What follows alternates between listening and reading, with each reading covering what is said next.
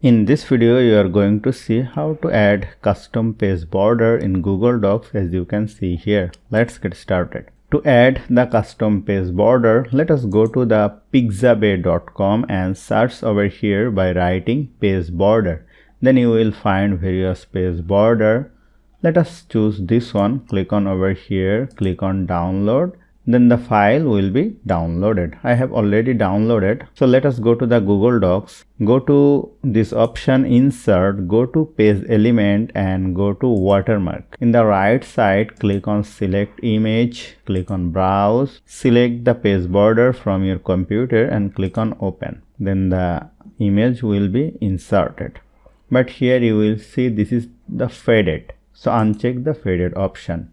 If you want to increase the size, let me write here 125 and hit OK. Then you will see my page border has been added successfully.